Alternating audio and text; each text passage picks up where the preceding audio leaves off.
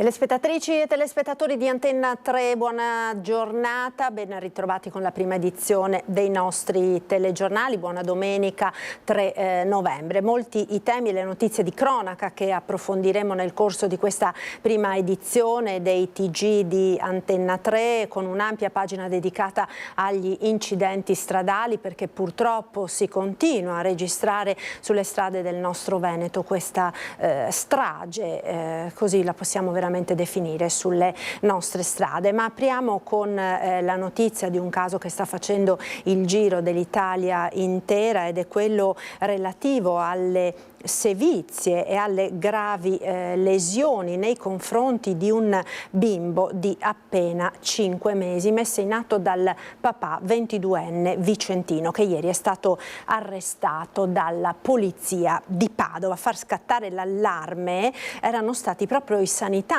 della pediatria dove il bimbo era ricoverato e dove purtroppo continuava a essere vittima del genitore. Sentiamo. Quella che sta emergendo è una vicenda sconvolgente e anche molto triste. C'è giunta una segnalazione dal reparto pediatrico dell'ospedale di un bimbetto di appena 5 mesi che presentava delle importanti lesioni gravissime. Un quadro drammatico che colpisce tutti, anche gli inquirenti che hanno condotto le indagini che hanno portato all'arresto di un papà di 22 anni accusato di maltrattamenti e sevizie sul suo bambino di appena 5 mesi. Un passo indietro. Qualche giorno fa al pronto soccorso pediatrico arriva una famiglia vicentina con il figlio. Ha problemi respiratori e i medici durante la visita notano delle gravi lesioni al cavo orale.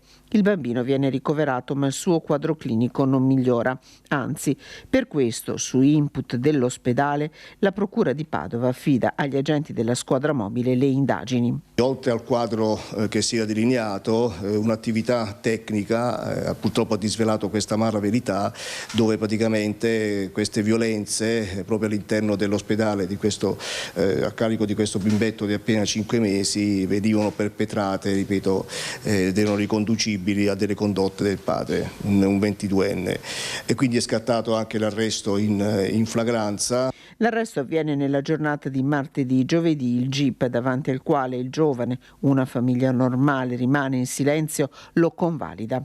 Il bambino era stato ricoverato d'urgenza.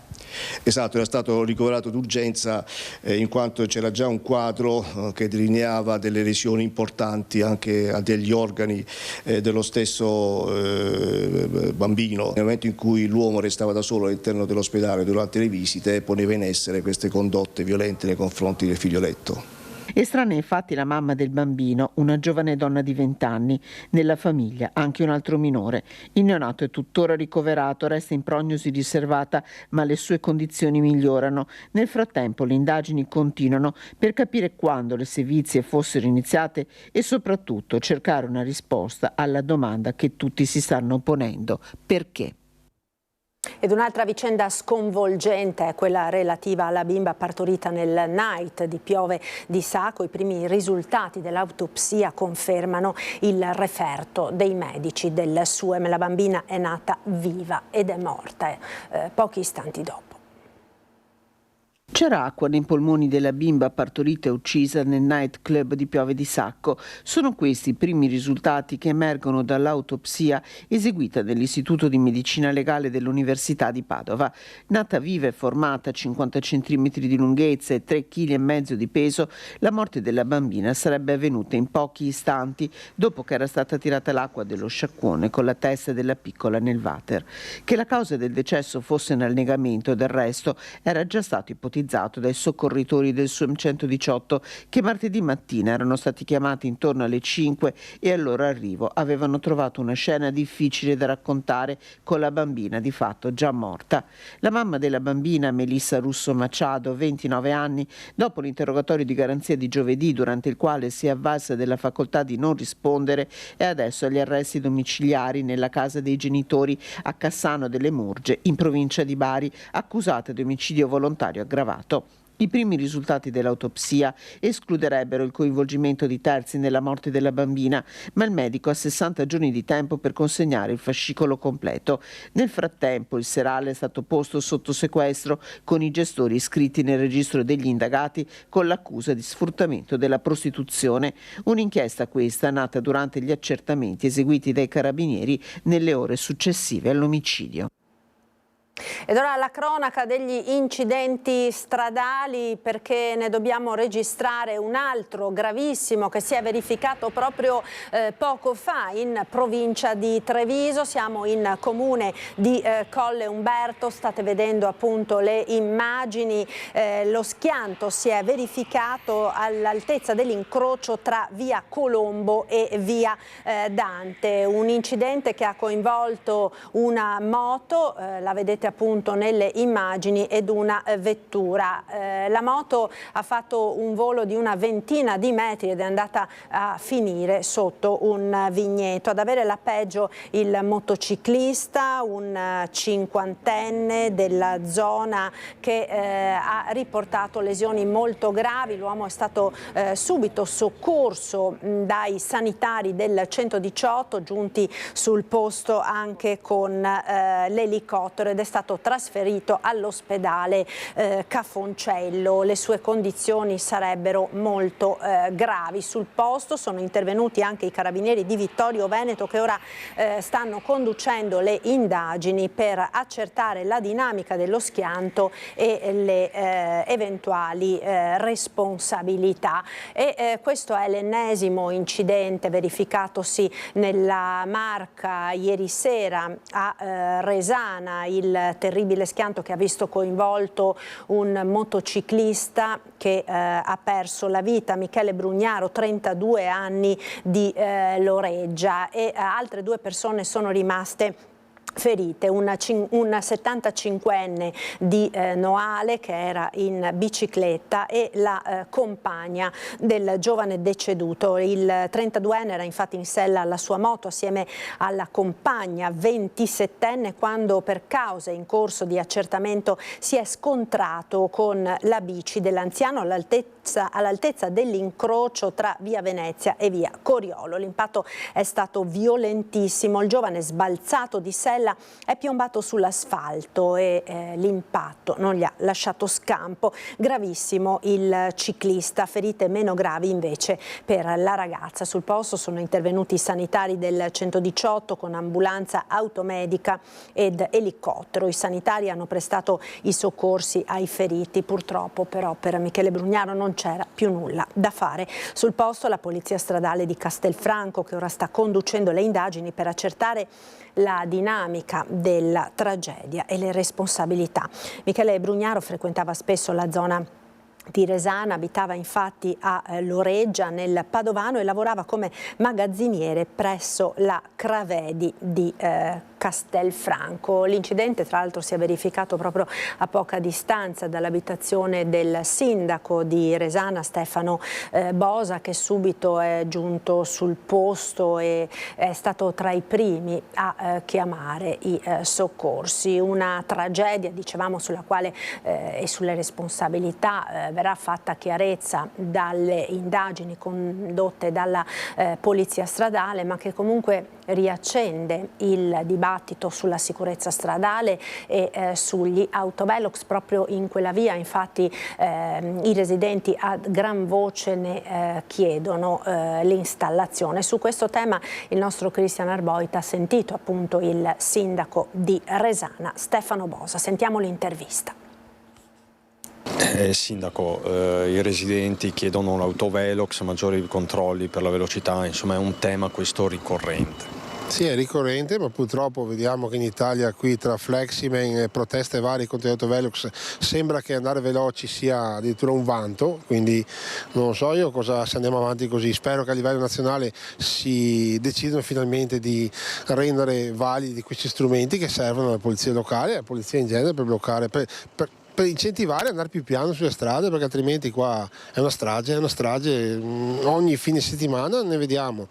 Voi siete testimoni, nei vostri TG quanti incidenti vediamo, e gran parte delle volte non è colpa della strada o della macchina, è colpa della velocità che purtroppo si va troppo veloci. Anche lei qui su questo tratto aveva chiesto un autovelox, ma la richiesta non era stata... Ufficialmente non abbiamo mai chiesto, è sempre, anche per una strada regionale c'è una procedura un po' particolare. Abbiamo provato in passato a chiederlo altre strade qui vicino, ma mi pare che in provincia di Treviso sono pochi davvero gli autovelox, quindi so che adesso anche noi come Marca Occidentale, noi facciamo parte dei comuni di Marca Occidentale, abbiamo dei strumenti di controllo della velocità, anche quelli mobili, ma anche là stiamo parlando di strumenti che sembrerebbero che non sono, cioè almeno da questa sentenza della Cassazione che va a sfavore dei comuni, perché dicono che i comuni fanno cassa, ok, possiamo anche far cassa, però vorrei dire a quelli che protestano dicendo che i comuni fanno cassa, magari vengono al posto mio ad avvisare i familiari, quindi che è successo una strage, una morte come adesso. Quindi diciamo lei lancia un appello anche, bisogna far fronte comune contro la velocità e questi atteggiamenti. Assolutamente sì, dopo è chiaro che non è che sono solo gli autovelox, serve una campagna informativa forte e viene fatta un'educazione stradale importante, bisogna insistere ancora, so che viene fatta, la facciamo noi, la fanno in tanti, però probabilmente ancora non basta, perché se continuiamo a aver morti per la velocità, per le imprudenze, forse non basta. Ripeto, il 16 c'è la giornata internazionale, 17, giornata internazionale per le vittime della strada, il 16 c'è la fiaccolata per le vittime della strada a Castelfranco, anticipo il 15 faremo una serata sulla sicurezza stradale a Resana, al centro culturale, metteremo quest'anno fuori un'auto distrutta, una moto distrutta per incentivare i giovani a stare attenti per il rischio che c'è nelle strade. Non so più cosa fare, sinceramente più di così non lo so. E questo è stato l'ennesimo incidente di un ponte che è stato veramente all'insegna delle tragedie sulla strada. Anche a San Biagio di Callalta l'altra notte c'è stato un incidente che ha coinvolto una vettura fuoriuscita autonomamente di strada. 3 giovani sono rimasti feriti, uno ha dovuto subire l'amputazione di un braccio. Ero in casa e ho sentito un forte rumore come un raschiamento sull'asfalto, ma non capivo cos'era e sono andato giù e ho visto questa macchina tutta accartocciata che era finita sulla pista ciclabile. Accartocciate con le ruote all'aria dopo una carambola potenzialmente micidiale, così appariva l'auto nella quale viaggiavano 3 giovani kosovari, 2 di questi fratelli. Sono circa le 11 di sera in via Madonna Spercenigo di San Biagio di Callalta, quando il mezzo sbanda nel vicino fossato per poi sbattere violentemente contro questo albero. La corsa sembra inarrestabile e prosegue per circa 150 metri, fortunatamente senza incontrare altre auto o pedoni nella sua folle traiettoria. È rotolata fino a finire sulla ciclabile, ha buttato giù tutti i cartelli ed è finita addosso a degli alberi e là si è fermata. Il rumore è sordo, l'allarme parte in poche frazioni di secondo, si fermano altri automobilisti, arrivano SUEM, vigili del fuoco, carabinieri, la situazione peggiore è quella del fratello del conducente. Uno è sbalzato fuori dal colpo. 2 invece erano dentro che neanche non si muovevano. Quanto alla dinamica, pochi dubbi, c'era sì foschia ma la velocità sarebbe stata molto elevata. I segni sull'asfalto ancora insanguinato sembrano inequivocabili e sempre la velocità potrebbe essere all'origine dell'altro incidente successo poco dopo a Conegliano all'incrocio tra via Lourdes e via Fabris, con un'auto che si è rovesciata dopo aver impattato contro altri 2 veicoli. Nessun ferito grave, solo tanta paura, con la strada chiusa fino a notte fonda e super lavoro per carabinieri e operatori del soccorso. Ed un anno fa l'incidente è costato la vita a Daniele Gnoffo, appena 18 anni, uscito di strada mentre stava provando la moto di un amico. 12 mesi dopo la famiglia ha voluto organizzare un evento per ricordarlo e per parlare ai suoi coetanei. Ti chiudi in te stesso e certe volte non pensi neanche a loro, vorresti fare dei passi da cui non puoi più tornare indietro, però la forza di reagire per loro e anche per lui, perché sono sicuro che si arrabbierebbe con me. Il dolore che rimane scava dentro, un dolore che un padre e una madre che hanno perso il figlio stanno combattendo da un anno, da quando il loro Daniele non c'è più, morto il giorno di Ognissanti mentre provava la moto di un amico.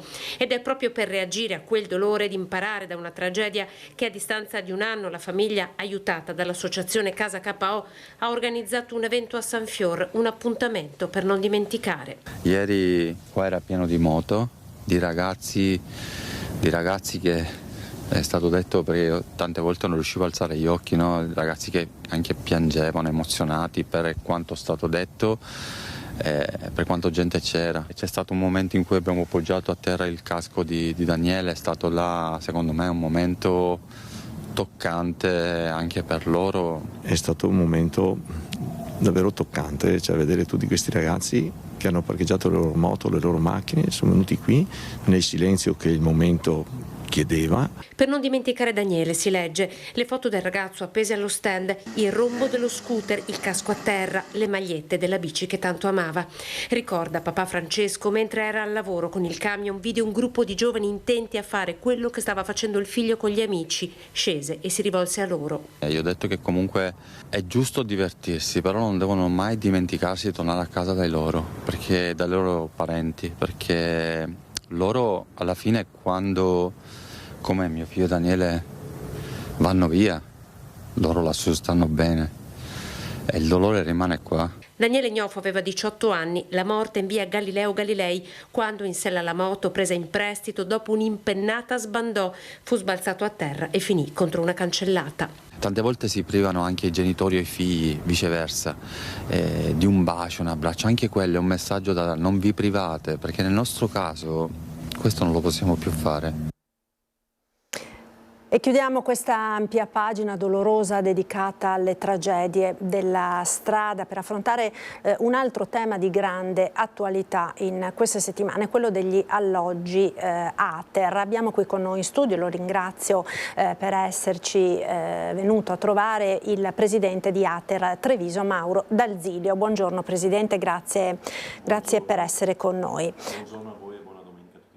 Grazie. Allora, sono giornate queste di numeri che stiamo vedendo snocciolati anche sulla stampa relativamente alle case popolari, perché è stato presentato in Regione il bilancio 2023 delle varie ATER del Veneto, in conferenza dei sindaci invece quello prossimo del 25. Per fare un focus su Treviso, Presidente, quanti sono gli alloggi, quanti sono quelli sfitti, come restaurarli, perché poi è anche questo uno dei nodi fondamentali.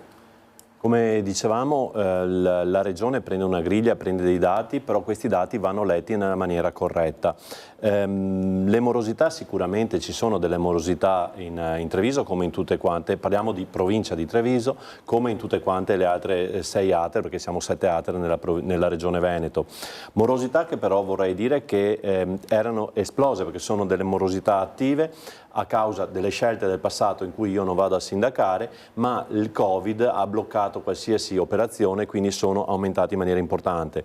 Ma il dato importante da dire è che dal 2001 le morosità attive per ATER Treviso erano circa 2.300.000 euro, scese nel 2022 a 1,7 milioni e a 1,1 milioni nel 2023, quindi qua va sottolineato il grande lavoro degli uffici per rincorrere quelle morosità che si rincorrono in vari modi. Il primo è quello dell'educazione, educazione dei nostri inquilini nel risparmiare, nel fare chiudere un bilancio familiare e pensare che un affitto va pagato, e va pagato, lasciatemelo dire, anche nel rispetto di tutte quelle coppie che si caricano nelle spalle un mutuo trentennale per avere un tetto sopra la testa, e quindi vanno rispettate loro e l'affitto va pagato. Sappiamo che gli affitti minimi previsti dalla legge 39 sono 40 euro, quindi non posso capire e accettare che uno sfratto arrivi a causa dell'affitto troppo alto.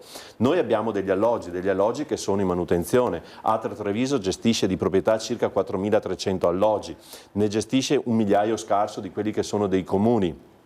Quelli che sono gli alloggi oggi, che questa è la scheda che noi abbiamo presentato in Regione, gli alloggi che sono da riattare sono circa il 10% di quelli di Ater, noi ne abbiamo 430 circa da riattare. Ma sono vuoti quindi questi sì, al momento? Questi sono vuoti, questi sono alloggi da riattare. Si aggiungono anche degli alloggi che sono in piano vendita. Piano vendita possono essere degli alloggi occupati e quindi si dà la priorità a chi, anzi l'esclusiva possibilità a chi lo occupa in questo momento, e abbiamo anche degli alloggi vuoti che sono in piano vendita.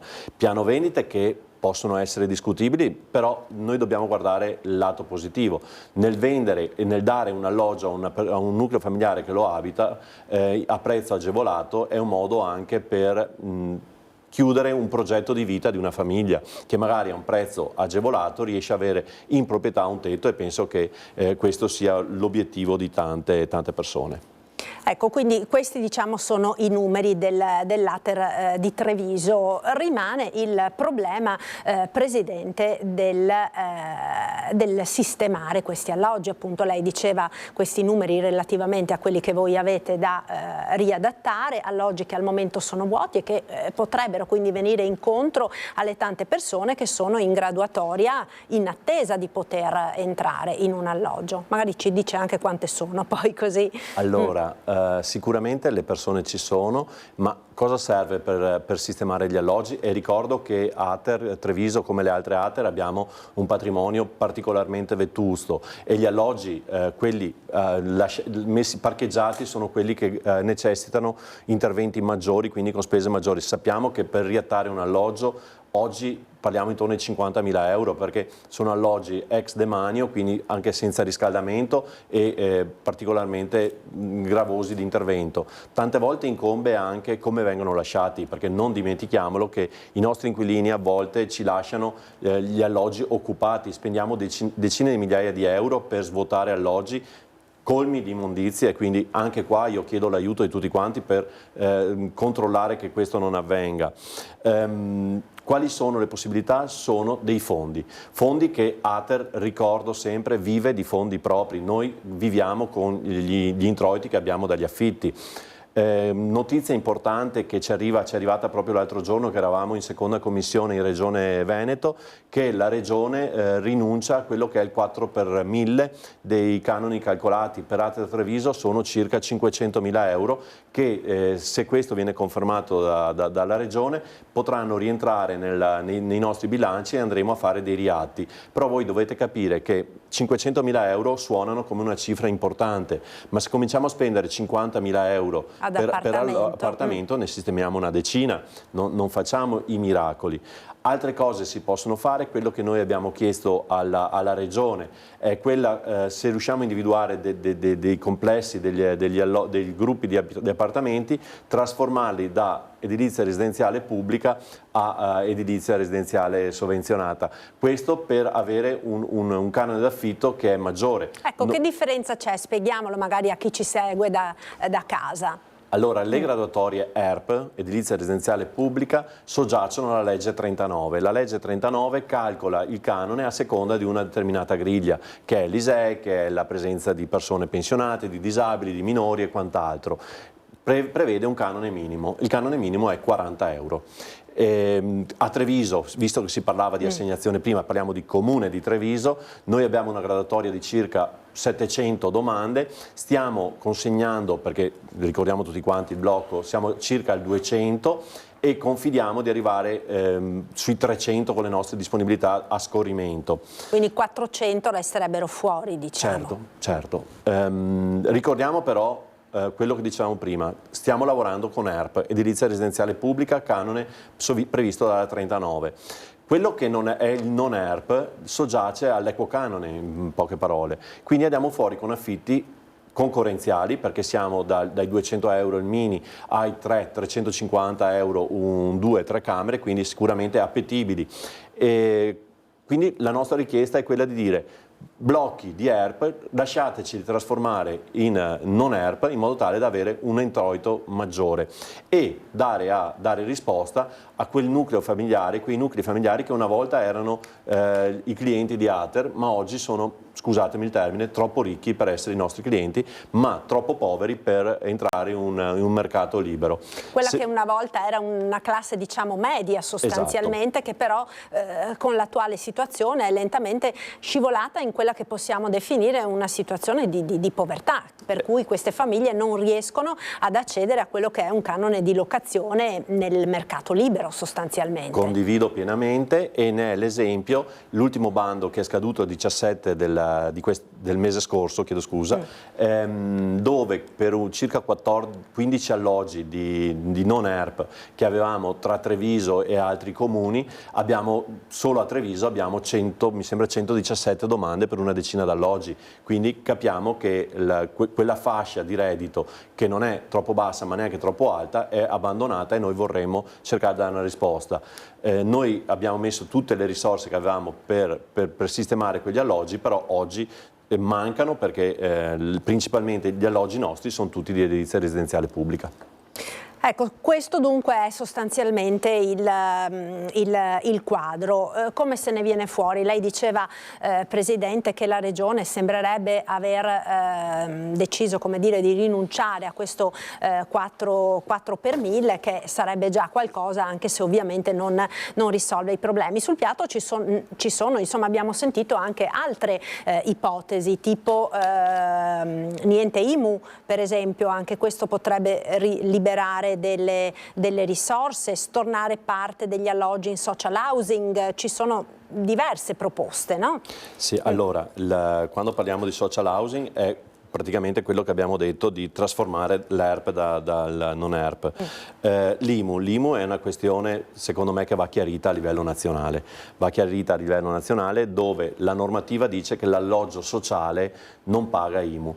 Chiedo scusa, ma un alloggio a 40 euro vedo difficile che non venga considerato un alloggio sociale. Se facciamo i conti molto semplici, a 40 euro un alloggio introita circa 500 euro all'anno, non so come possiamo pensare che paghi 600-700 euro di IMU, quindi a quel punto sarebbe meglio restituire gli alloggi ai comuni, però non so dopo come vada a finire, perché un altro passaggio, ricordiamo che noi gestiamo anche degli alloggi dei comuni, ma non ne faccio una colpa perché ho fatto il sindaco per 10 anni e so come sono le casse dei comuni e le priorità dei comuni. Il patrimonio dei comuni è molto maggiore quello che è non occupato. Perché? Perché i comuni utilizzano le proprie voci di bilancio per incombenze maggiori che il sistemare alloggi.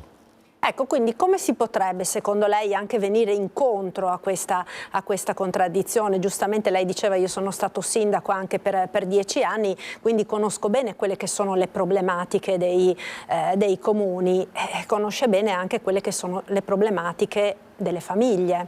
Certo, io ricevo quotidianamente telefonate di sindaci che mi chiedono, per cortesia, dacci una mano, sistemaci 2 appartamenti, che abbiamo 2 nuclei da sistemare. Da parte nostra cerchiamo di farlo, però ribadisco, le 7 ATER venete siamo tutti nella stessa situazione, circa. Abbiamo bisogno di fondi che non possiamo ricavare da noi stessi, perché quelli che abbiamo li stiamo utilizzando in maniera esagerata. Bisogna che qualcuno pensi. Ricordiamo che l'ultimo piano casa fatto risale all'epoca di Fanfani, e da allora non è più stato pensato una politica alla casa, quindi sicuramente le soluzioni vanno ricercate più in alto di noi. Da parte nostra vorrei anche ricordare che ci siamo adoperati in maniera importante per quello che erano le possibilità di finanziamento. Pensiamo al PNRR, dove ATER Treviso ha utilizzato circa 11 milioni e mezzo di euro in riatti, e quindi nel cercare di efficientare i propri edifici. Pensiamo a quello che è sotto gli occhi di tutti, vicino allo stadio da rugby di Treviso, dove stanno nascendo 16 più 16, 32 alloggi, grazie a finanziamenti Pinqua e CIPE. Quindi il famoso Biscione, no? Dove il Biscione è un altro.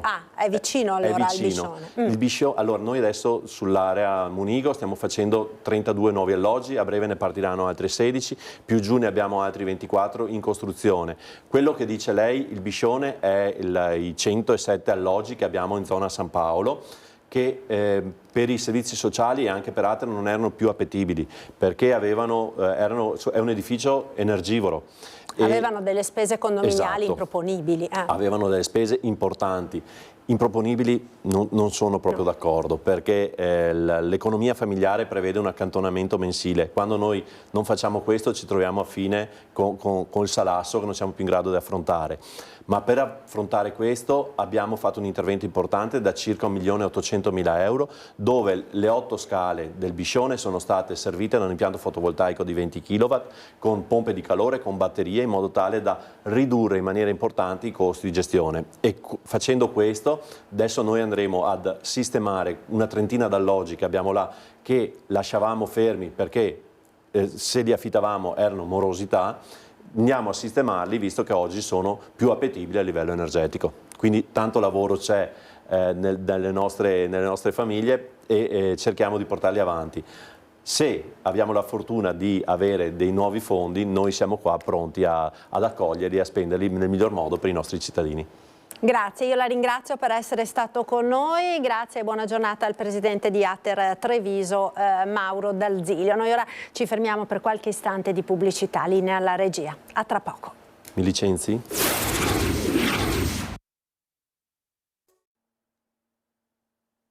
Eccoci nuovamente in diretta, prima edizione dei nostri telegiornali, nuovo approfondimento con il prossimo ospite che è il vice sindaco di Treviso Alessandro Manera, nonché assessore alla qualità della vita, sostenibilità ambientale, innovazione digitale, ambiente verde pubblico, tutela degli animali, digitalizzazione, me li sono scritti tutti perché la lista è lunga, sistemi informatici, Next Generation EU, sport e politiche per la salute della persona. Insomma, un panorama davvero molto ampio, assessore. Ambiente e sostenibilità ambientale, qualità della vita sono anche tra l'altro strettamente collegati tra di loro. Partirei proprio da questo perché quest'oggi a Treviso è anche la domenica ecologica. La bellissima giornata si presta anche ad uscire di casa a piedi, in bicicletta, ad approfittare di questo bel sole.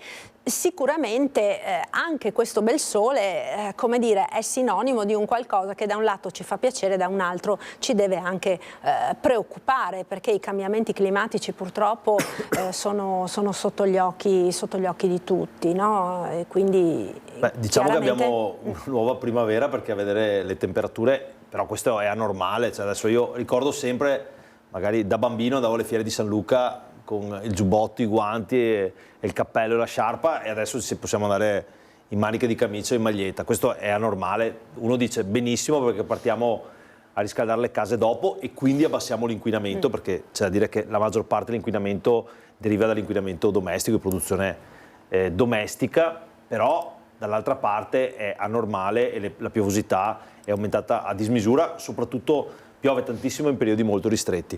Vediamo purtroppo cosa sta succedendo in Spagna, a Valencia, quindi, e saluto quelli di Valencia, abbiamo stati con noi i finalisti del Green Leaf, quindi li abbiamo conosciuti il sindaco, l'amministrazione, persone bravissime, e il grande abbraccio a tutta l'amministrazione di Treviso e di tutti i cittadini di Treviso che sono sicuramente vicini, ma credo a tutti noi, perché è una tragedia immane, mi sembra si parli di più di 100 morti. Quindi, più di 200. Perché poi ci sono i dispersi, quindi mi dici tu che sono 200 ed è una cosa incredibile su una città modernissima, però purtroppo le variazioni climatiche ormai sono il vero, non è più un'emergenza, ormai è una realtà, lo vediamo anche a Treviso, almeno 3-4 volte all'anno abbiamo piovosità in poche ore che supera la media degli ultimi 30 anni nell'arco di tempo così ristretto, e quindi dobbiamo studiare, stiamo studiando anche bacini di eliminazione diversi, dobbiamo fare tutta una rivalutazione di quello che è l'aspetto della città per i prossimi 20 anni. Ecco, perché tra l'altro tutti ci stiamo chiedendo quanto successo in questo momento lì potrebbe accadere anche qui da noi. I dati purtroppo sembrano confermarlo. Abbiamo visto insomma che Treviso l'ultima volta che è finita sott'acqua, cos'era un mese e mezzo fa circa, aveva avuto 40 mm di pioggia nel giro di qualche ora nella notte. Lì ne sono caduti 400, quindi a fronte di situazioni di questo tipo effettivamente c'è da ripensare, ma tantissimo, nel senso che anche la rete, diciamo, idraulica più moderna non riesce a reggere. Allora, ci sono due punti fondamentali. Uno è quanto noi possiamo incidere sui cambiamenti climatici, e chiaramente la città di Treviso facciamo tanto, siamo città Green Leaf proprio perché abbiamo delle buone pratiche, però non è che possiamo incidere su quello che è il clima mondiale, e quindi noi facciamo il massimo per quello che ci riguarda e continueremo a farlo piantumando tanti alberi e soprattutto lavorando molto sulla rete fognaria, perché la rete fognaria, che ha anche le acque bianche, quindi entrambe, quindi la dispersione idrica e la rete fognaria, tende a essere un grande aiuto quando avviene una piovosità elevata. Però se avvenissero mai 400 mm d'acqua, cioè stiamo parlando di misure che forse non sono mai avvenute ai nostri giorni, oppure in rarissimi casi, e questo è un grande problema. L'unica soluzione sono i bacini di laminazione che noi stiamo realizzando, ne abbiamo già realizzati 2 o 3, il terzo è in fase di completamento, e quello vicino a San Lazzaro, peraltro, che è stato frutto di critiche perché allora battemmo 300 alberi, ha salvato tantissimi momenti dalla piena, diciamo, che poteva venire nei quartieri sud. Però anche il privato deve lavorare in intersenso, cioè dobbiamo rivedere le case costruite tenendo conto che devono avere dei bacini di laminazione interni, perché poi le grondaie da qualche parte scaricano, quando scaricano in strada, cioè quella è la quantità d'acqua che i nostri tombini possono assorbire. Se ci uniamo le foglie che cadono e che tendono a ostruire i tombini, perché tanti si lamentano di tombini ostruiti, ma noi non è che possiamo andare ad abbattere le foglie che sono ancora sugli alberi. Peraltro, volevo sottolineare una cosa, è un altro grande problema. La stagionalità, il cambio della stagionalità ha portato al fatto che la pulizia delle strade viene fatta per un periodo molto più lungo. Una volta in 15-20 giorni le foglie andavano giù tutte ad autunno. Adesso hanno periodi di 1 mese e mezzo, 2 mesi, e questo è un grande problema, perché quando inizia il vento e la pioggia possono venire giù più velocemente, quindi non abbiamo neanche più quella certezza dell'autunno in cui le foglie andavano giù, in poco tempo riuscivamo a pulire le strade. Guardate, veramente... Quindi comporta anche un aumento della spesa, perché ovviamente certo, se siete costretti ad aumentare il servizio di spazzatura, il numero di passaggi. Allora, tralasciando la spesa, che è sicuramente la cosa importante perché il bilancio del comune è importante. Ma magari sono comunque soldi che vengono sottratti ad altro, ad altre questo opere. È sicuro, da qualche parte vengono tolti. Però è anche il problema che non riesci a prevedere quando, in caso di un evento climatico importante, come quelli che vediamo, le foglie possono andare a ostruire i tombini o i fossi e i canali. Questo, guardate, è un problema enorme, perché la rete fognaria era stata studiata con quelle caratteristiche. Quindi dobbiamo veramente rivedere, ma non solo noi, l'Italia tutta, ma forse anche l'Europa deve rivedere la geometria e la struttura delle nostre città. Chiaro che sono degli interventi non importanti, importantissimi, certo, sia dal punto di vista dei lavori, dal punto di vista dei costi.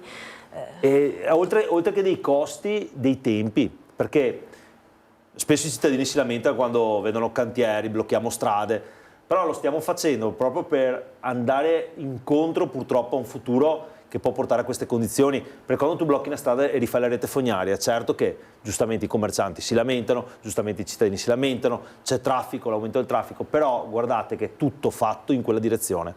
Noi da poco siamo arrivati sesti nell'ecosistema urbano italiano. Uno degli incrementi più grandi che abbiamo avuto è proprio la riduzione della dispersione idrica, oltre che l'aumento della rete fognaria. Questi sono lavori che purtroppo non sono mai, diciamo, politicamente non puoi spenderli immediatamente, perché tu vai a toccare un rischio potenziale di quello che può avvenire.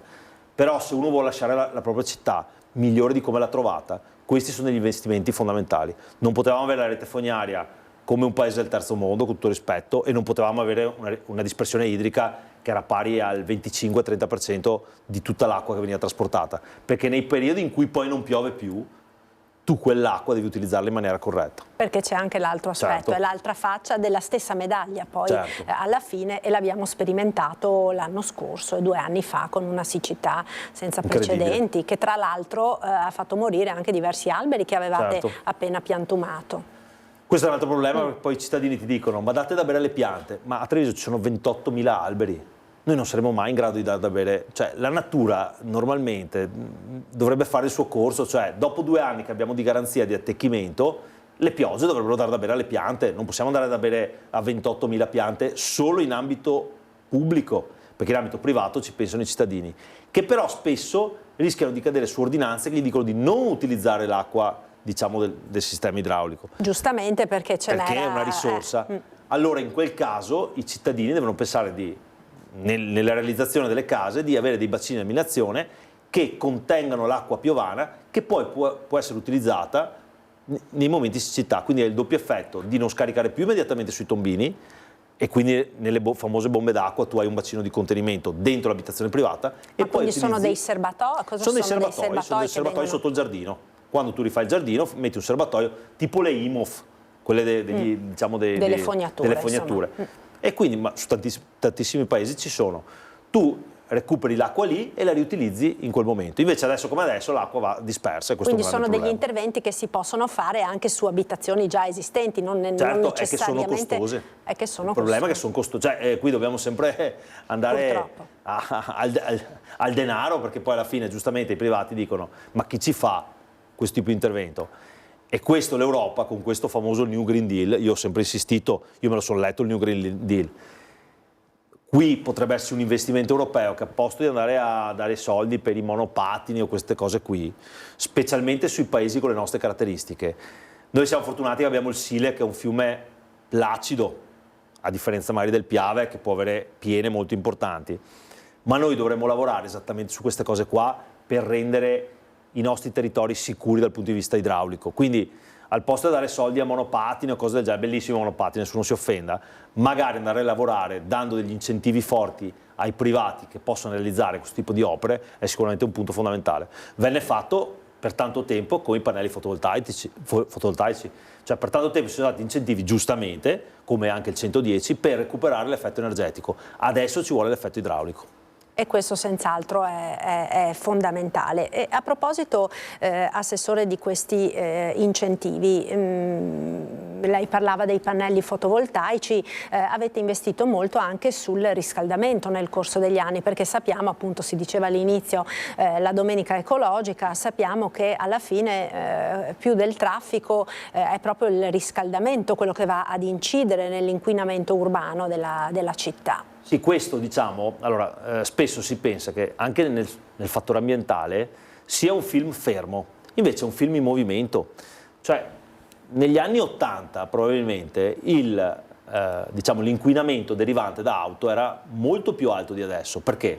Perché le auto erano tutte Euro 0, c'era la benzina ancora col piombo tetretile, quindi tutto è stato cambiato, siamo ormai che metà del parco auto è Euro 5 o Euro 6, quindi rilascia pochissimo inquinamento rispetto a quello che rilascia un Euro 0. Il piombo tetratile è stato eliminato, quindi ormai tutto l'inquinamento va in due direzioni: o gli allevamenti molto intensivi non fatti, diciamo, con i moderni crismi, oppure il riscaldamento domestico. Anche nel riscaldamento domestico si è lavorato tanto, noi abbiamo dato quasi 1.600.000 euro solo al Comune di Treviso di incentivi per le caldaie, e ogni anno andiamo a pieno esauriti con le richieste, sì, perché e anche il 110% porterà i suoi frutti, perché il 110%, con tutti i difetti che può aver avuto, consente a immobili molto vecchi di essere riscaldati con pochissima energia, e quindi tu emetti poco inquinamento. Questo è un fattore, lo vedremo negli anni, però io do sempre un dato che è un dato caratteristico. Durante la pandemia, che noi vogliamo che tutti dimenticare, nella settimana di marzo, durante la pandemia, avevamo sforamenti degli inquinamenti e tutto il traffico era fermo, compreso quello aereo, autostrade, tangenziali. Questo per dimostrare che il riscaldamento domestico incide molto di più del riscaldamento da traffico. È chiaro che la domenica ecologica è fatta, primo, anche per limitare quella frazione legata all'inquinamento, diciamo, automobilistico, e soprattutto per abituare anche i cittadini. A me non piace quando sento le parole bisogna educare i cittadini sono già educatissimi, però bisogna anche rendere tutti responsabili che magari con 20 gradi in centro ci si può andare anche in bicicletta, se non a piedi. Io faccio sempre un altro esempio: quando vado a Monigo a vedere la partita di rugby, chiedo un po' agli amici: come siete venuti qua? In macchina. Siccome il 70% dei cittadini di Treviso vive sui quartieri nord, vuol dire che da Monigo erano al massimo da Santa Bona, da San Paolo, da San Liberale, cioè vuol dire al massimo 2-3 chilometri, e possono venire anche in bicicletta, tranne con la pioggia ovviamente. E questo naturalmente è un elemento che va a incidere su quella che è la sensibilizzazione, certo, dei cittadini. In questo vi state anche attivando come amministrazione comunale, certo, con la rete anche del bike sharing, con le piste ciclabili, perché poi se uno prende la bici deve anche essere messo in condizione di farli in sicurezza quei 3-4 chilometri, no? Allora ci sono due cose. Uno, teniamo conto che noi siamo sempre una città murata, quindi quando tu attraversi una città murata, cioè storica, fai difficoltà a trovare anche i percorsi. E noi abbiamo dei viali storici con dei platani e quindi puoi andare o in sicurezza all'esterno, ma non è così semplice perché sono anche costi fare le piste ciclabili. C'è da dire una cosa, più tu incrementi le biciclette, minori auto hai in giro e quindi per, diciamo, meno rischi fai correre a quelli che vanno in bicicletta, esatto, perché sostanzialmente. Adesso mio padre mi ricorda le domeniche tutti a piedi degli anni 70, mi diceva, beh, potevi girare in bici a piedi, ma eri sicurissimo che non c'erano auto, quindi chiaro che non possiamo arrivare in quella direzione, anche perché ci sono persone come gli anziani o persone che non possono muoversi in bicicletta, quindi insomma bisogna anche certi anziani, che non si offenda nessuno, perché altrimenti...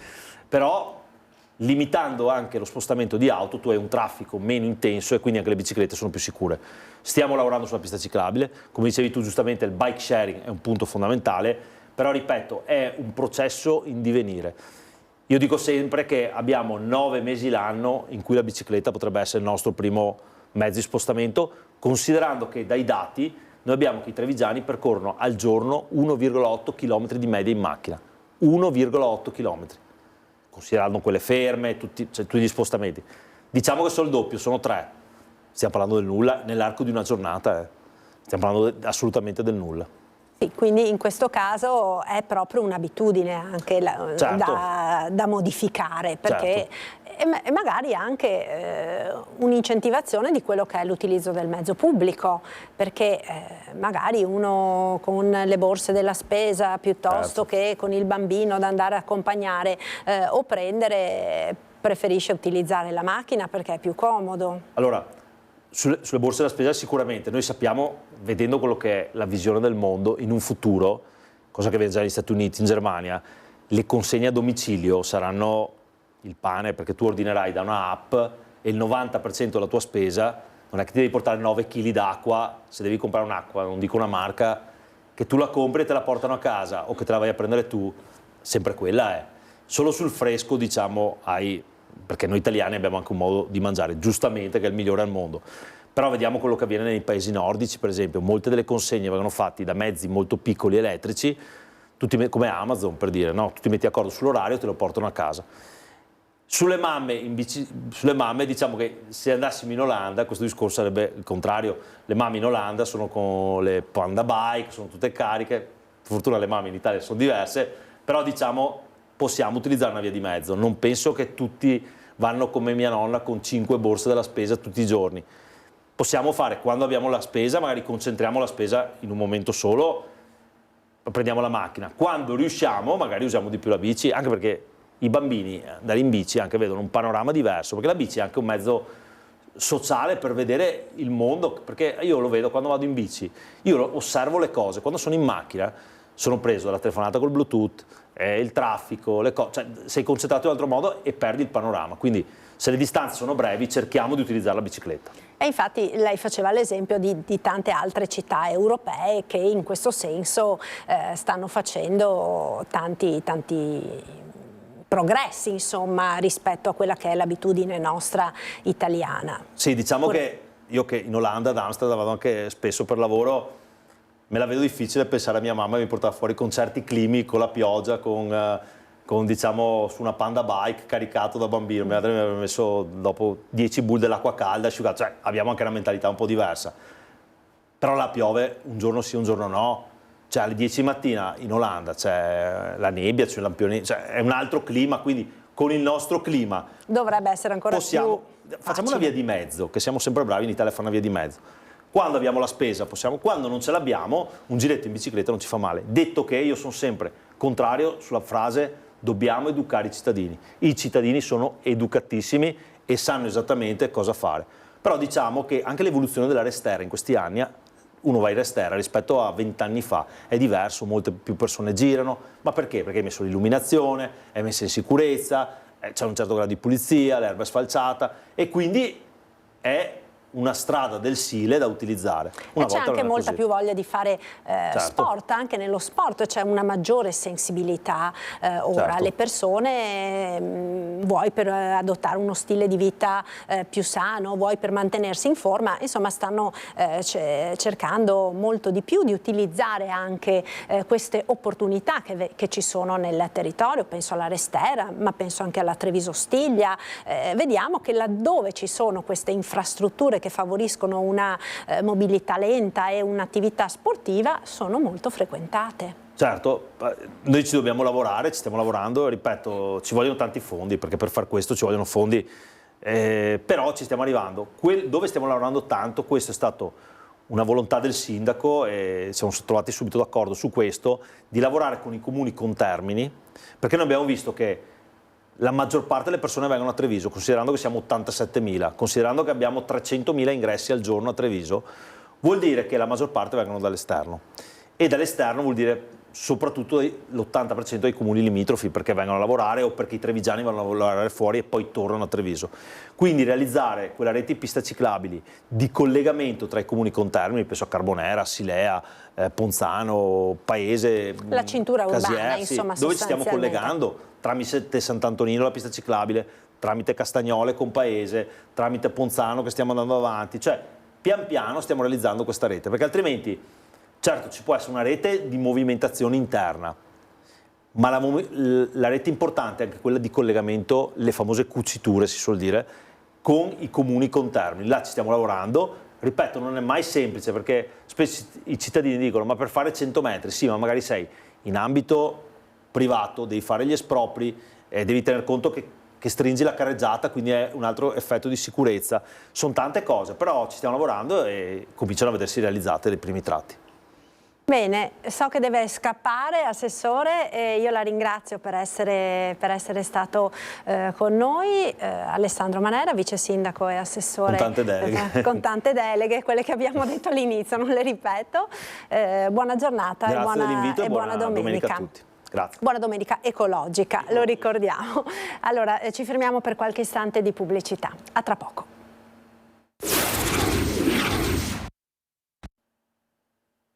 Eccoci nuovamente in diretta, prossimo approfondimento sul turismo. Vedo che abbiamo in collegamento, e la ringrazio per essere con noi, Marina Montedoro, Presidente dell'Associazione Patrimonio Colline Prosecco Conegliano e Valdobbiadene. Presidente, grazie per essere con noi. So che ha davvero pochi minuti, cercheremo quindi di essere veloci. Con questo ponte di Ognissanti diciamo si sta coronando una stagione davvero di record per quanto riguarda le presenze nell'area delle colline UNESCO.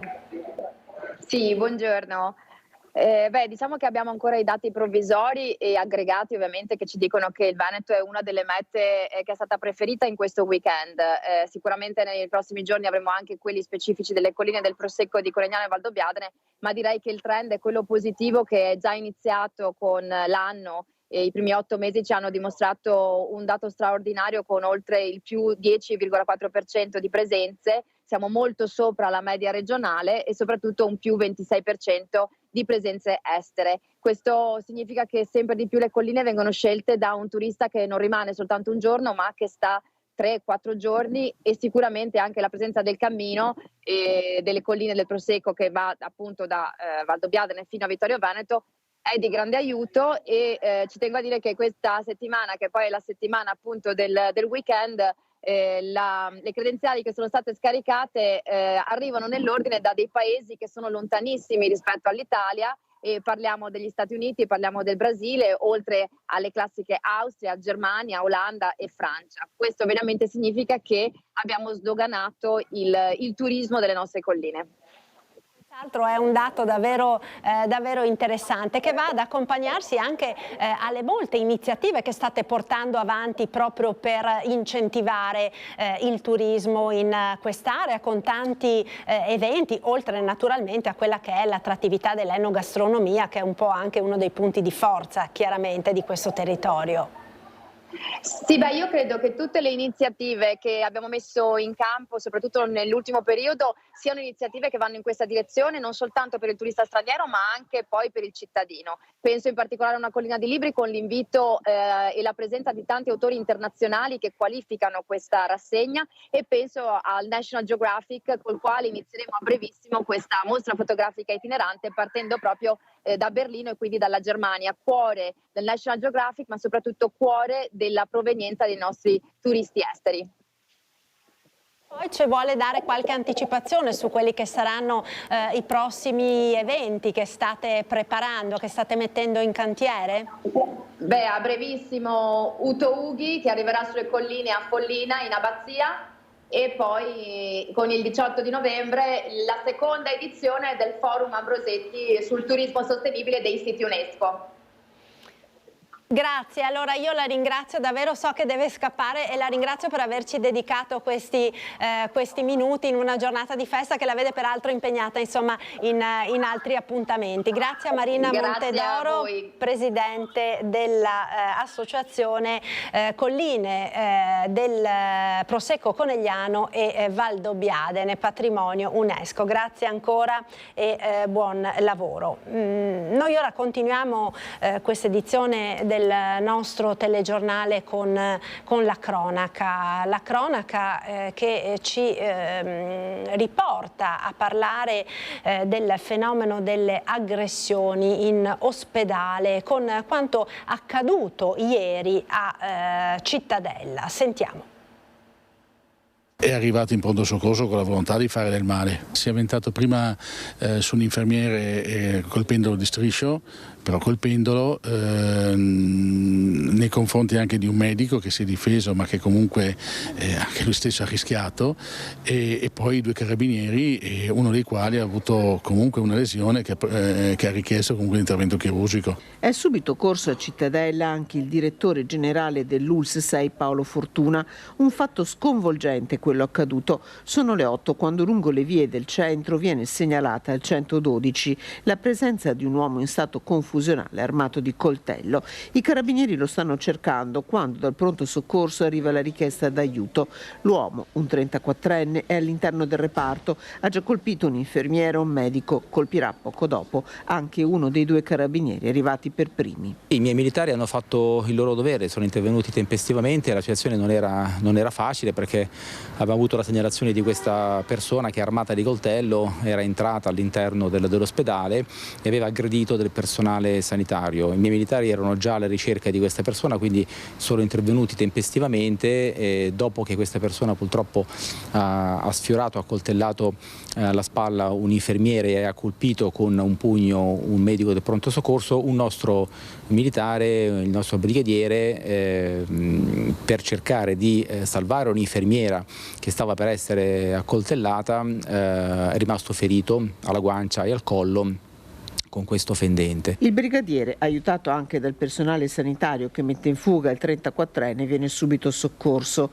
L'uomo a questo punto tenta la fuga, ma all'esterno viene fermato dai carabinieri che lo bloccano con l'uso del taser e lo arrestano. Il militare sta bene, in buone condizioni generali, è stato sottoposto a intervento chirurgico che è terminato e non avrà delle conseguenze. Le indagini sono condotte dai carabinieri che hanno sentito gli operatori sanitari tutti sotto shock. Il 34enne è persona seguita con problemi psichiatrici, un fatto grave accaduto in un luogo di cura. Il pronto soccorso in particolar modo deve essere un luogo laicamente sacro per tutti, va rispettato, cioè queste cose qua non possono capitare all'interno di una struttura dove la gente veramente si prodiga per far guarire persone. Ed immediata la solidarietà nei confronti dei sanitari dell'ospedale di Cittadella. I sindacati chiedono una maggiore tutela e vicinanza, ma è unanime la condanna anche dal mondo politico. Solidarietà e sconcerto è un coro unanime quello che si pone a fianco dei sanitari del pronto soccorso di Cittadella e ringrazia i carabinieri per l'intervento, a partire dai sindacati. Esprimiamo tutta la nostra solidarietà al personale infermieristico, medico, che sono riusciti per miracolo a scampare una situazione gravissima di aggressione. E questo ci riporta a quanto i nostri ospedali siano comunque luoghi di cura e di tutela di tutti e purtroppo anche fragili per questo. Chiediamo a tutti di poter essere solidali in questa situazione e avere un pensiero forte rispetto a questo personale che è a disposizione anche in situazioni di criticità. Il presidente del Veneto, Luca Zaia, ringrazia l'Arma dei Carabinieri e ribadisce come non ci possono essere attenuanti per chi aggredisce il personale sanitario. Anche il presidente della provincia, Sergio Giordani, esprime lo sconcerto per quanto accaduto. Solidarietà agli operatori del pronto soccorso anche dal sottosegretario alla giustizia Andrea Ostellari, che ricorda come il decreto legge approvato il 1° ottobre inasprisca le pene. Dal sindaco di Cittadella, Luca Pierobonna, una riflessione. Purtroppo è un fatto che poteva accadere qui all'ospedale come avrebbe potuto accadere in qualsiasi altro luogo affollato. Io rimango della mia idea che purtroppo la legge Basaglia va rivista in maniera importante, perché questa persona è comunque una persona conosciuta che aveva delle problematiche e quindi vuol dire che c'è qualcosa che non funziona. Io ringrazio le forze dell'ordine, ringrazio anche i civili che sono intervenuti per fermare questa persona. E torniamo ora alla notizia che ha destato profondo cordoglio in tutta la Marca, quella della bimba soffocata a 6 mesi da un boccone di traverso, in attesa del nulla osta che consentirà la sepoltura in Senegal della piccina. Lo strazio dei genitori della bambina, sostenuti dalla solidarietà dell'intera comunità di Tezze. Ha detto mamma dove ero te? Non lo so cosa hai detto io, non lo so. Dove sei mia sorella? E così ti tocca il cuore perché tu non sai che cosa dici. Mamma Awa e papà Lamine hanno il cuore straziato e non sanno cosa rispondere ai 2 figli maggiori, 4 e 8 anni, che continuano a chiedere dov'è Rokeia, la piccola di casa, 6 mesi appena, morta soffocata da un boccone di traverso. È un dolore composto, dignitoso quanto straziante quello della famiglia Guisse. I 2 giovani genitori di origine senegalese ci accolgono nell'appartamento dove vivono a Tezze di Vazzola. Rokeia, 2 occhioni scuri e una cascata di riccioli, era una bimba sana e vispa.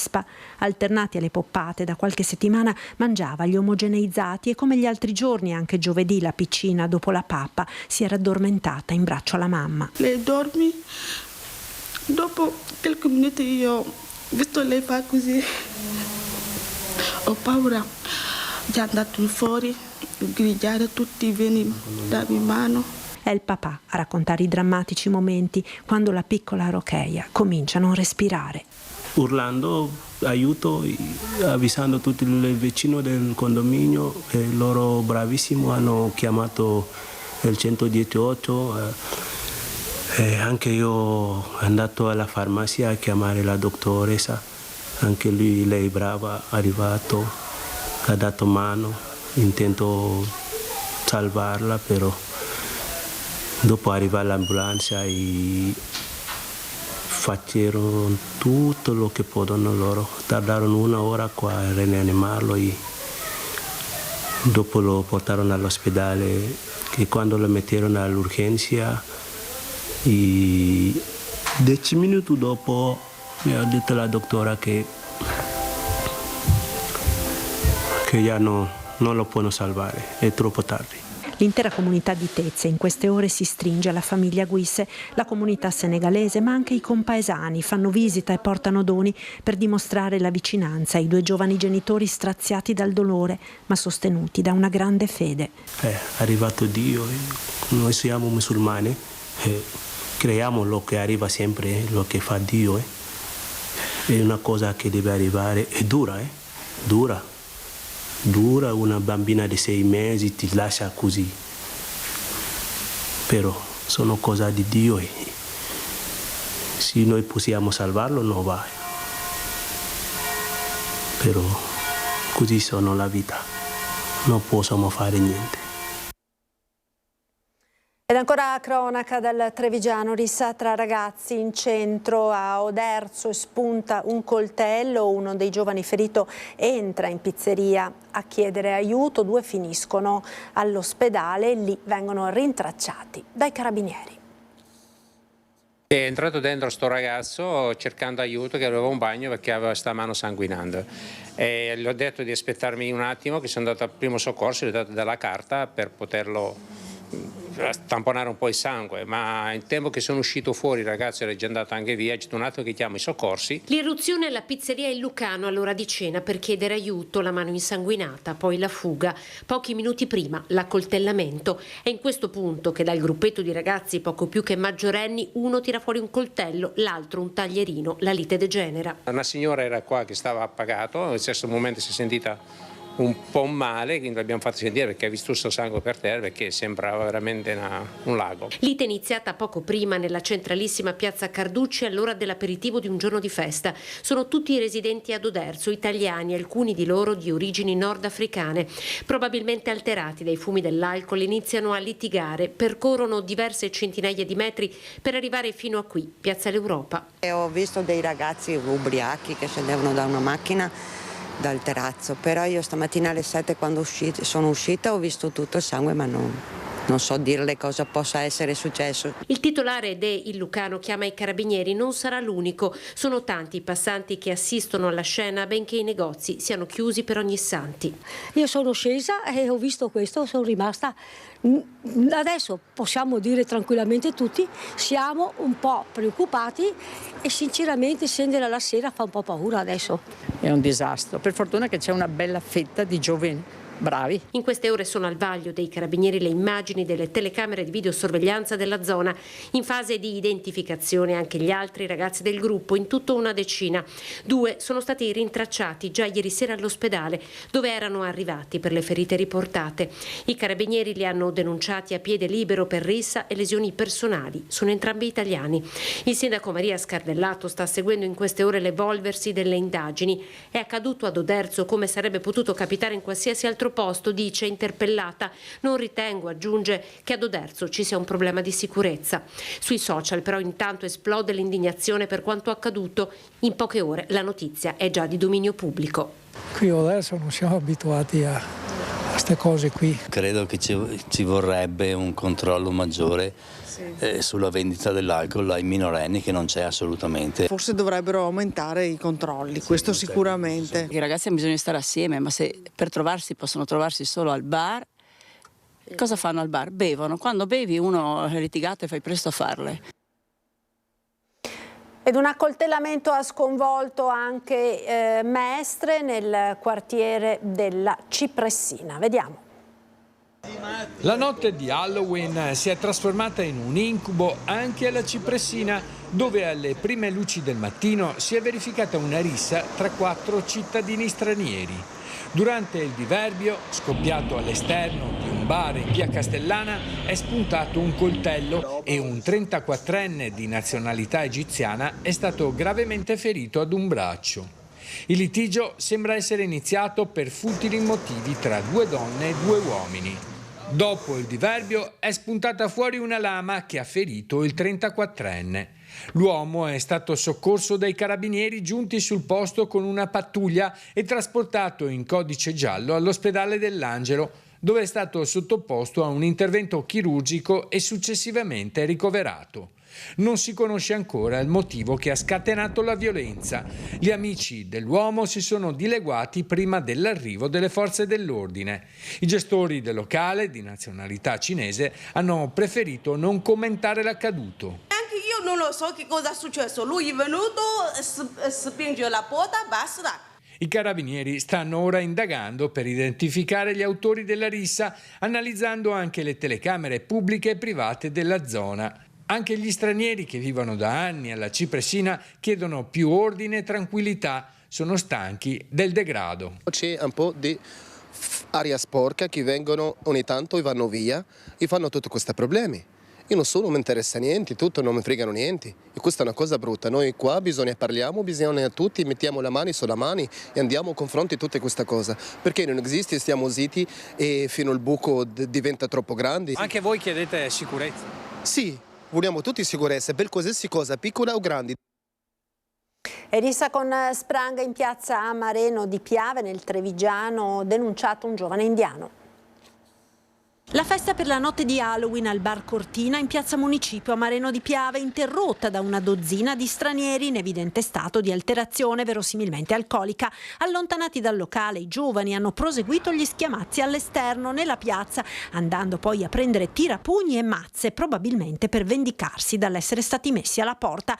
Il titolare del locale è stato colpito con una sprangata sulla schiena, per fortuna senza serie conseguenze. Nel frattempo erano stati allertati i carabinieri, che in breve sono arrivati sul posto sedando la rissa. Nel fuggi generale un giovane indiano è stato bloccato, identificato e denunciato per possesso di una spranga in ferro lunga 1 metro, prontamente sequestrata dai militari. La notte successiva un nuovo episodio sempre nella piazza di Mareno, con un rumoroso litigio tra giovani che si sono poi allontanati senza altre conseguenze. Tutto è pronto a Venezia per l'arrivo domani, lunedì 4 novembre, del Capo dello Stato Sergio Mattarella, che sarà accompagnato dal Ministro della Difesa Guido Crosetto per celebrare in Laguna la giornata dell'Unità Nazionale e la festa delle Forze Armate. Ci sarà l'esibizione anche delle frecce tricolori ed Antenna 3 seguirà l'evento in diretta a partire dalle 11:30. Una piazza San Marco blindata accoglierà lunedì mattina l'arrivo in città del Presidente della Repubblica Sergio Mattarella, che quest'anno ha scelto Venezia per celebrare, accompagnato dal Ministro della Difesa Guido Crosetto e dei vertici militari della Difesa, la giornata del 4 novembre, giornata dell'Unità Nazionale e festa delle Forze Armate. Il sindaco Luigi Brugnaro ha emesso un'ordinanza con misure straordinarie a tutela della pubblica sicurezza che scatterà dalle ore 2 di lunedì mattina. I negozi nell'area di San Marco, dove si svolgerà la cerimonia, dovranno restare chiusi e non potranno iniziare l'attività prima delle ore 15. L'ingresso in piazza San Marco sarà permesso solo alle persone accreditate attraverso degli appositi varchi. I pubblici esercizi di piazza e piazzetta San Marco potranno restare aperti solo per il ristoro delle persone accreditate all'evento. Programmata anche un'alzata straordinaria del Mose per evitare ogni rischio di acqua alta. Il maggiore Nicola Odoardo Falconi, comandante del nucleo speciale idroambulanze dell'Ordine di Malta, dà così il benvenuto al Presidente Mattarella. Il Presidente della Repubblica Italiana, Sergio Mattarella, che è anche il capo delle Forze Armate, ha deciso quest'anno di celebrare la festa principale, più importante delle Forze Armate nella città lagunare.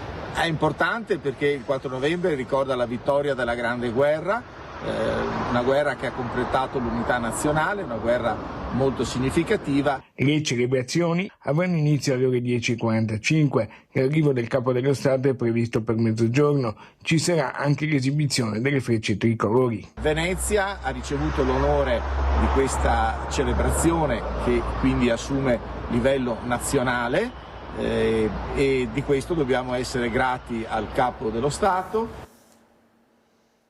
8 anni fa l'agente di polizia penitenziaria Maria Teresa Trovato Mazza, detta Sissi, veniva trovata in punto di morte in un ascensore dell'ospedale civile di Venezia. Oggi la sua famiglia ed i sostenitori chiedono ancora giustizia. Da 8 anni che cerchiamo verità insieme a tutte le persone che ci circondano, non vogliamo altro che la verità. Chiediamo verità perché mia figlia abbia davvero quello che lei meritava. Si deve scoprire quello che è successo e noi non stiamo facendo altro che cercare la verità. Con queste parole la famiglia di Maria Teresa Trovato Mazza, conosciuta come Sissi, ha espresso il proprio dolore e la propria determinazione a scoprire la verità sulla morte della loro cara. Il padre di Sissi, Salvatore, originario di Taurianova in Calabria, si è recato di fronte al carcere della Giudecca nel giorno dell'anniversario assieme ad amici e parenti. Il 1 novembre del 2016 Sissi lavorava presso la Giudecca Proprio in questi minuti si è recata a controllare una detenuta all'ospedale dell'Angelo. Purtroppo lì è finita la vita del mio amico. Il 1 novembre di 8 anni fa, Sissi, mentre era in servizio per la polizia penitenziaria, veniva trovata in punto di morte, distesa in un lago di sangue in uno degli ascensori dell'ospedale civile di Venezia, ferita da un colpo di pistola esplosa dalla sua arma di ordinanza mentre era in servizio esterno di controllo a una detenuta ricoverata nel reparto di ostetricia. Dopo oltre 2 anni e 3 mesi di agonia è morta il 12 gennaio 2019. Ad oggi non è ancora stata fatta chiarezza sull'accaduto. Quindi speriamo che la magistratura davvero si muova e faccia qualcosa, perché noi chiediamo la verità su quello che è successo in Italia. L'avvocato di famiglia Girolamo Albanese ha spiegato: proprio in questi giorni abbiamo avuto rassicurazioni che le indagini sono tuttora in corsa e procedono. Confidiamo in qualche novità entro la fine dell'anno e che possa arrivare la svolta. In parallelo, la settimana prossima è previsto il processo per presunta calunnia a carico di una detenuta che ha incolpato un'altra agente della polizia penitenziaria di essere l'autrice del delitto, circostanza sempre respinta con decisione dall'interessata. Inaugurata oggi a Canale d'Agordo la casa natale del beato Albino Luciani. Sono terminati gli ultimi lavori di ristrutturazione della casa, acquistata con i risparmi donati dal cardinale Beniamino Stella con il sostegno del vescovo di Vittorio Veneto Corrado Pizziolo. Situata a circa 200 metri dal museo, la casa natale di Papa Luciani ha visto nascere e crescere il giovane Albino fino al 1923, quando a 11 anni entrò nel seminario di Feltre per seguire la sua vocazione.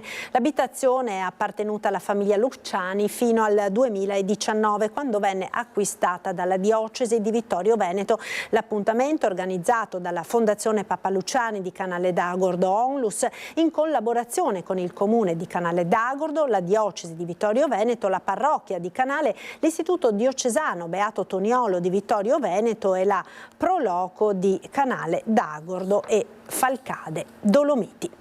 E restiamo in montagna, perché la legge sulla montagna passa anche l'emendamento sul contenimento della presenza del lupo. La vicepresidente della provincia di Belluno Silvia Calligaro: così si tutelano settore primario e residenti delle terre alte.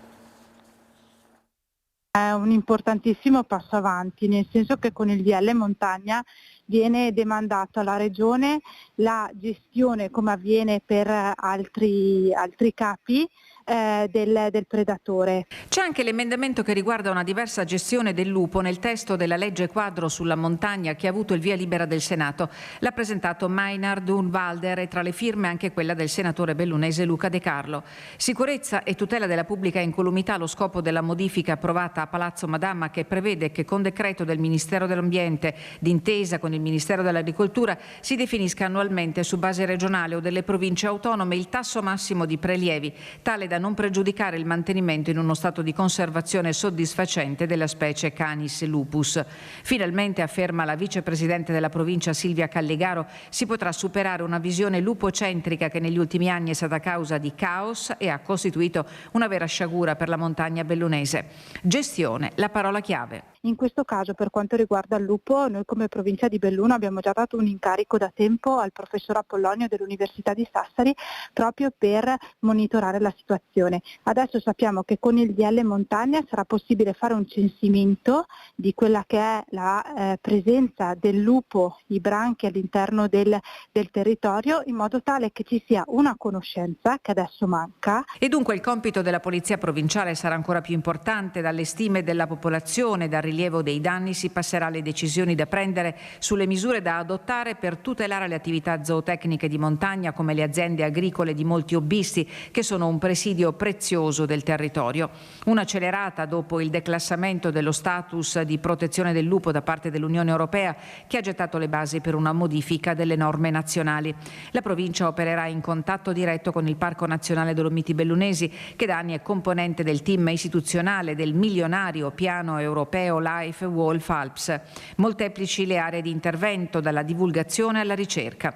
È dello scorso settembre la notizia della cattura di una femmina di lupo nella zona gordina del parco, che è stato radiocollarato proseguendo il progetto di ricerca avviato nel 2022 per lo studio del comportamento del grande predatore. Ne parlavamo prima, il turismo nel ponte di Ognissanti, che è stato davvero all'insegna di un record di presenze nella nostra regione. Vediamo come sta andando a Vicenza. Da dove arrivate? Da Parma. Quanto tempo starete e quali sono i punti che andrete a visitare? Insomma, cosa vi aspettate? Ma cosa ci aspettiamo? Intanto di attrazioni ci sono, di come turisticamente parlando, poi quanto stiamo stasera ce ne andiamo. Toccata e fuga. Toccata e fuga. Noi arriviamo da Brescia, ci fermiamo in giornata e volevamo visitare il Teatro Olimpico e poi passeggiamo per la città e vediamo un po' i monumenti, una città che non conosciamo bene, quindi... Non siete mai stati a Vicenza? Mai, di passaggio parecchie volte, però mai in una giornata per visitare. E i figli hanno studiato un po' a scuola, così ne avevamo parlato, allora abbiamo detto poi andiamo a Vicenza a vedere, abbiamo visto una bella città molto accogliente, tutto concentrato, tutto vicino, è bella da passeggiare e oggi poi vedremo qualcosina. Ho visto qualcosa, quale ad esempio la piazza dei Signori, la piazza delle Erbe, c'è un fascino tutto particolare che ha questo luogo. Da Rimini per un weekend lungo, quindi diciamo 3 giorni, dall'1 torniamo indietro il 3. Volevamo il biglietto per vedere il Teatro Olimpico. Quindi abbiamo visto un po', però è stata una cosa last minute, quindi alcune cose purtroppo non siamo riusciti a prenotarle, però insomma intanto ci godiamo la città, visto che c'è anche il sole. Abbiamo visto la Piazza dei Signori, Piazza delle Erbe, abbiamo visto la Basilica da fuori, perché siamo tutti un pochino, cioè vogliamo vedere molte cose in poco tempo, quindi adesso tempi stretti purtroppo, sì, quindi dobbiamo tornare un'altra volta, torneremo un'altra volta con più tranquillità. Where do you come from? From Berlin. Is the first time here in Vicenza? Yes, it's the first time. Huh? What do you like of Vicenza? The building and buildings from Palladio. We are both architects and we like the architecture from Palladio. Stiamo studiando per andare al Museo Civico di Palazzo Chiericati, perché non sappiamo bene com'è, ovviamente, e allora ci stiamo documentando. Che cosa vedrete qui a Vicenza? Allora, abbiamo già visto il Teatro Olimpico, appena visto, poi abbiamo visto la Basilica e poi cosa abbiamo visto? Adesso vedremo probabilmente questo, sicuramente il Museo del Gioiello, sì, perché comunque a Vicenza è famoso anche quello e quindi è una cosa che ci interessa. Quindi diciamo che in questo piccolo arco di tempo un 4 visite ci stanno. E domani, in occasione delle celebrazioni per il 4 di novembre, restiamo a Vicenza perché resterà aperto il complesso San Tommaso, sede del comando della Guardia di Finanza di Vicenza, che aprirà appunto le porte alla cittadinanza. Festa dell'Unità Nazionale e delle Forze Armate come occasione per visitare l'ex complesso conventuale di San Tommaso in Berga, sede delle Fiamme Gialle Beriche, che ne promuovono l'apertura straordinaria per lunedì 4 novembre dalle 9 alle 13:30, al fine di incentivare la tutela e la valorizzazione artistica e culturale del sito storico dalla forte vocazione spirituale e poi militare. Il Fondo Ambiente Italiano, Delegazione di Vicenza, in collaborazione con il Comando Provinciale della Guardia di Finanza di Vicenza e con l'ausilio dell'Associazione Nazionale Finanzieri d'Italia, organizzerà una apertura straordinaria del complesso conventuale di San Tommaso, sede della Guardia di Finanza di Vicenza, al pubblico, il quale potrà visitare, grazie a dei percorsi guidati, alcuni dei luoghi e delle bellezze all'interno del complesso. Sarà infatti possibile visitare l'edificio fondato nel 1222 per opera dell'Ordine dei Regolari di San Marco. Un viaggio attraverso gli spazi del complesso delle monache agostiniane che dalla metà del 400 riformarono il monastero di San Tommaso, poi divenuto distretto militare dal 1872 al 1995, anno nel quale fu assegnato quale sede provinciale alla Guardia di Finanza. Il percorso guidato partirà dal sagrato della ex chiesa di San Tommaso, dal quale potrà anche essere apprezzato l'annesso ed imponente campanile. Si potrà poi accedere al chiostro cinquecentesco per poi raggiungere l'ex brolo delle Monache, dove sarà possibile visitare l'oratorio di San Giovanni Battista. Occasione impreziosita anche da un'attrazione rivolta ai bambini. L'apertura straordinaria sarà impreziosita anche dalla presenza del maestro artigiano Giancarlo Busato, che permetterà ai visitatori di effettuare un percorso esperienziale didattico nell'ambito dell'architettura e della litografia ispirata a Palladio. Siamo in chiusura di questa edizione, vi ricordo l'appuntamento con la nostra programmazione serale. 6 anni fa la tempesta Baia che sconvolse la montagna veneta e non solo per 4 giorni alla fine di ottobre del 2018, una pioggia eccezionale, un vento che distrusse 15 milioni di alberi, un evento che ha anche cambiato la percezione dei cambiamenti climatici. E questa sera a partire dalle 21 vi riproporremo il documentario di Media Nord-Est Veneto in ginocchio, con il racconto, le voci e le terribili immagini di quei giorni che sconvolsero il nostro territorio. Ed è tutto, io vi ringrazio per essere stati con noi. Subito dopo la sigla il meteo con le previsioni del tempo per le prossime ore. Arrivederci.